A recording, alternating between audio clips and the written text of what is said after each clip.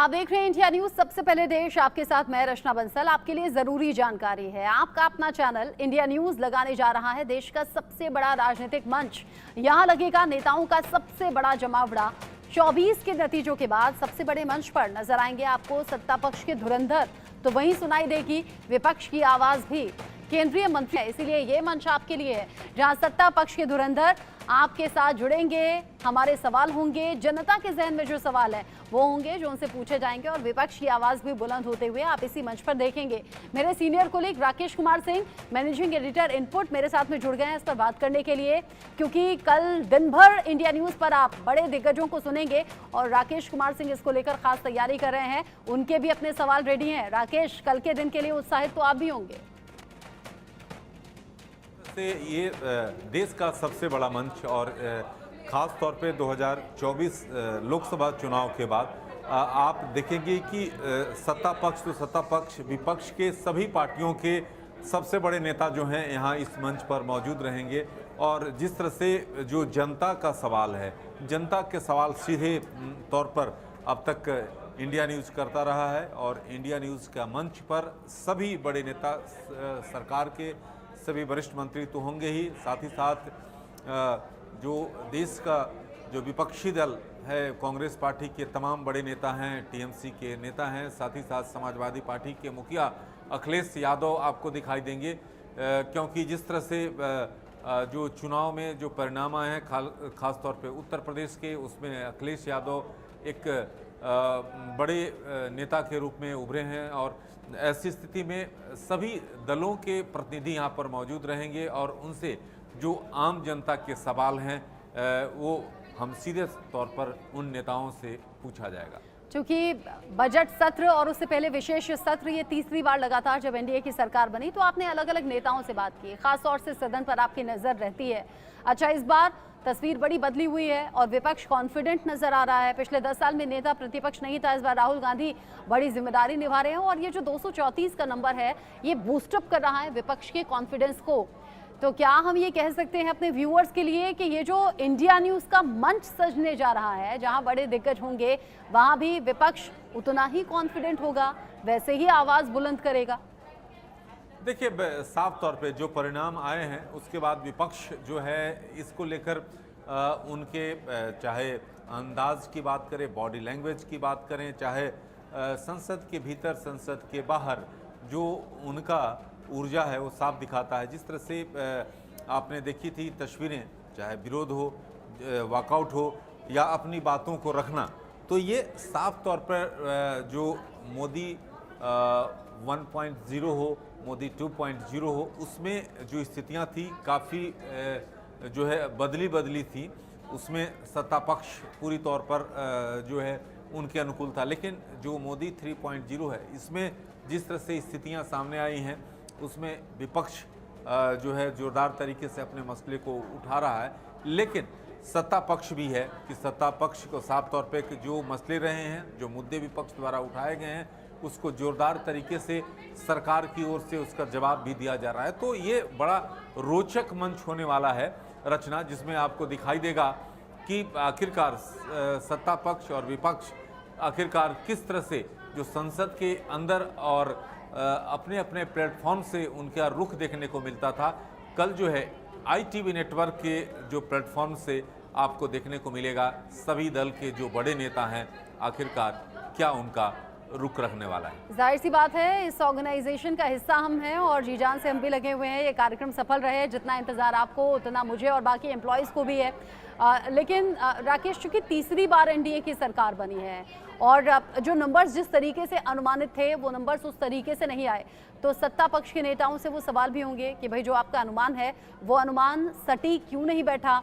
साथ ही साथ आम बजट चूंकि सरकार ने अभी हाल ही में पेश किया है, उसको लेकर विपक्ष अलग अलग तरीके से सवाल कर रहा है। हालांकि न्यूज़ रूम में मैंने आपको बताया कि भाई आईफोन का जो लेटेस्ट वर्जन है उस पर 6000 सस्ता हो गया, तो आपने भी मुझे बता दिया कि भाई आपके भी काम की खबर है कि 16,000 भी 6000 सस्ता हो गया है। तो अलग अलग से रिएक्शंस हैं, मिले जुले से रिएक्शंस हैं। कोई अपने फायदे की खबर देख रहा है तो कोई कह रहा है नहीं भाई यहाँ राहत नहीं मिली। देखिए, सही कहा आपने रचना, जिस तरह से जो परिणाम आए हैं उसको ये ज़रूर है कि जिस तरह से सरकार या जो एनडीए था जिस तरह से परिणाम उन्होंने अपनी ओर सोचा था उसके अनुकूल तो नहीं आए, लेकिन यह है कि मोदी 3.0 की सरकार बनी है।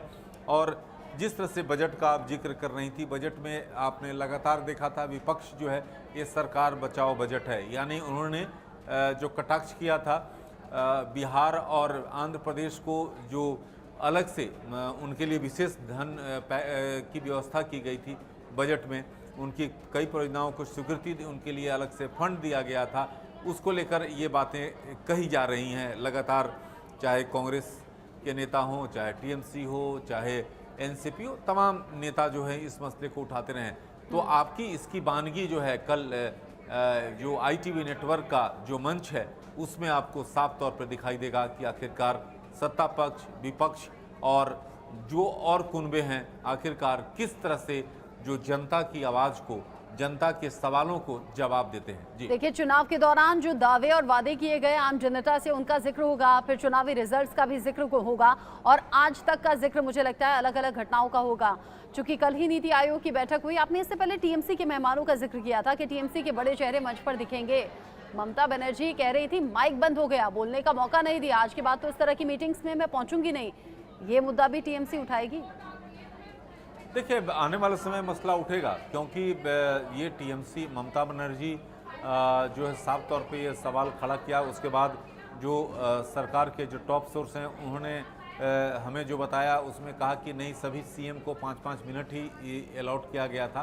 तो तमाम चीज़ें हैं। ममता बनर्जी आप जानती हैं कि जो इस तरह के बड़े जो कॉन्फ्रेंस हो या आयोजन है उसमें अपनी बातें वो मजबूती के साथ रखती हैं और उसके बाद जो है वो सरकार को कटघरे में जो रखने के उनके लिए काफ़ी महत्वपूर्ण तथ्य होते हैं और कटघरे में खड़ा करने के लिए वो लगातार खड़ा करती रही हैं।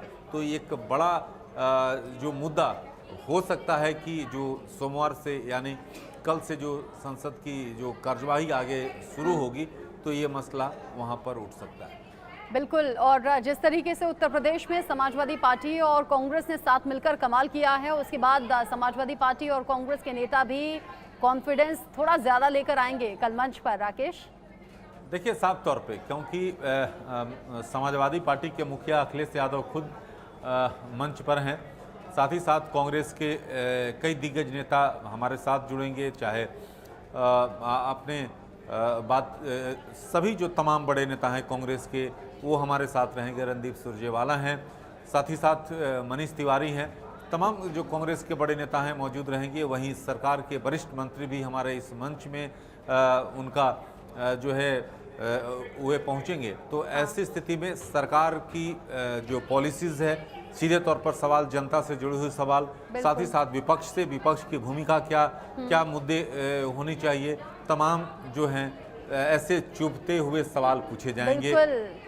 चाहे सत्ता पक्ष के नेता हों या विपक्ष के नेता हों, चूंकि हम पत्रकार हैं, सवाल दोनों तरफ से होंगे। सवाल चुभते हो सकते हैं, तीखे हो सकते हैं, लेकिन सवाल वो होंगे जो आम जनता से जुड़े हुए होंगे। राकेश, चूंकि अभी थोड़ी देर पहले मैं देख रही थी आप सोशल मीडिया पर लाइव थे, बहुत से लोग आपसे पूछना चाह रहे थे कि दिल्ली में हुए हादसे को लेकर क्या हुआ। आप कह रहे थे गलत हुआ है, कार्रवाई होनी चाहिए क्योंकि 3 स्टूडेंट्स की जान चली गई है। ये मुद्दा भी उठेगा कल?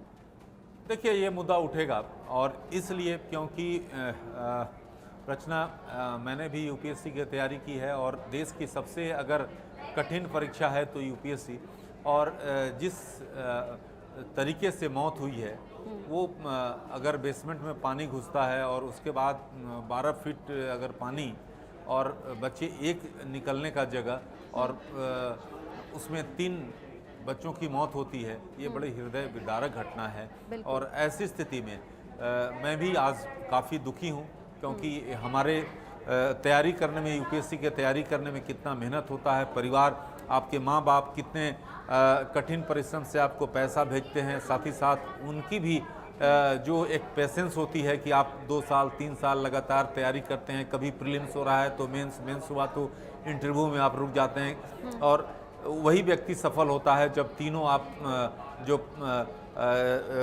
प्रीलिम्स, मेंस और इंटरव्यू आप क्रॉस करते हैं।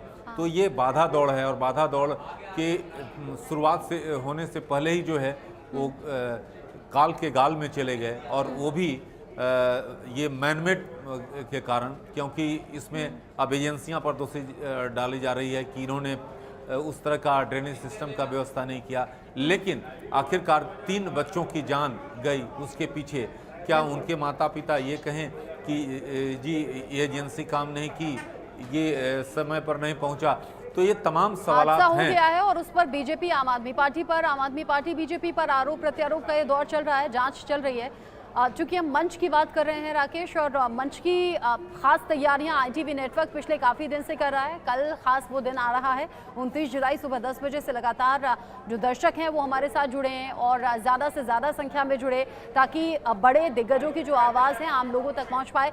क्योंकि आप सारी तैयारियों में बड़ा इनिशिएटिव ले रहे हैं और बड़ी आपकी भूमिका है, अगर जो व्यूअर्स हमारे साथ अभी जुड़े हैं उनके लिए आप कुछ बड़े नामों को बता सकें कि हाँ ये नेता कल मंच पर मौजूद रहेंगे। देखिए, ये देश का सबसे बड़ा मंच कल होने जा रहा है, और इस मंच में चाहे बात करें सरकार की ओर से सारे जो है वरिष्ठ मंत्री आपको दिखाई देंगे। गजेंद्र शेखावत हैं, प्रहलाद जोशी हैं, साथ ही साथ हरदीप सिंह पुरी हैं, सीएम भी हैं, कई राज्यों के मुख्यमंत्री। लगातार हमारे पास अपडेट आ रहा है, जैसे बात करूं कि उत्तराखंड के सीएम हमारे साथ हैं, साथ ही साथ जो पंजाब के सीएम रहेंगे। तो सभी पार्टियों का, आप पार्टी के प्रतिनिधि हैं, कांग्रेस के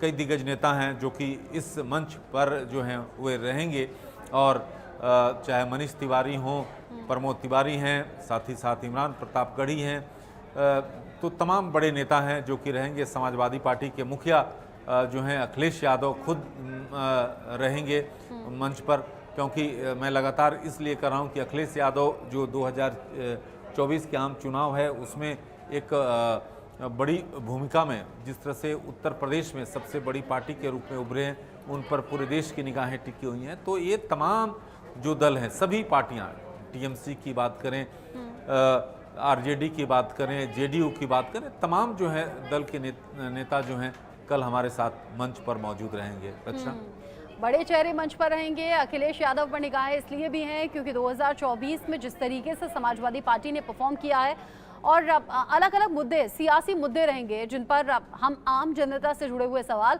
कल मंच पर बैठे दिग्गजों से पूछने वाले हैं। अखिलेश यादव का चूंकि आपने जिक्र किया, मुझे केशव प्रसाद मौर्य का दिल्ली आना याद आ गया, उनके पोस्ट और उनके बयान याद आ गए। वो कह रहे हैं संगठन सरकार से बड़ा है, सरकार संगठन से बड़ी नहीं है। ये सभी बातें विपक्ष को बैठे बिठाए मुद्दा दे गई थी। अखिलेश ने तो ये तक कह दिया था कि कुर्सी की लड़ाई चल रही है, शासन प्रशासन ठप है, आम जनता की कोई नहीं सुन रहा। कल मुझे लग रहा है मंच पर भी वो खुलकर ये सब बातें बोलने वाले हैं। देखिए, उत्तर प्रदेश का अखिलेश यादव हो और उत्तर प्रदेश की बात ना हो तो ये तो बेमानी होगी। उत्तर प्रदेश पर, और जिस तरह से आपने देखा कि उनका एक्स पर पोस्ट जिसमें उन्होंने मानसून ऑफर भी कर दिया था, जिसमें कहा कि 100 विधायक लाओ और सरकार बनाओ, तो अखिलेश यादव के लिए तो इससे मुफीद और समय नहीं हो सकता। जिस तरह से उत्तर प्रदेश में जो खींचतान चल रही है, आपने देखा कि कल भी बीजेपी शासित राज्यों के मुख्यमंत्री और डिप्टी सीएम की बैठक, बीजेपी के वरिष्ठ नेताओं से प्रधानमंत्री खुद उस बैठक में शामिल थे। आज भी बैठक उसकी बीजेपी मुख्यालय में चल रही है। तो मंथन है, और हमारे पास इसकी जानकारी कि उत्तर प्रदेश से एक अलग बैठक मंथन चल रहा है बीजेपी का कि आगे कैसे अपने परफॉर्मेंस को और ज्यादा सुधारना है। लेकिन कल मंच पर अच्छा माहौल दिखेगा, सवाल होंगे और तीखे सवाल होंगे, उनका जवाब राजनेता कैसे देखते हैं ये देखने वाली बात होगी। और शुक्रिया मेरे साथ में जुड़ने के लिए राकेश कुमार सिंह आपका। इसी के साथ वक्त छोटे से ब्रेक का हो गया है, लौटेंगे कुछ और खबरों को लेकर।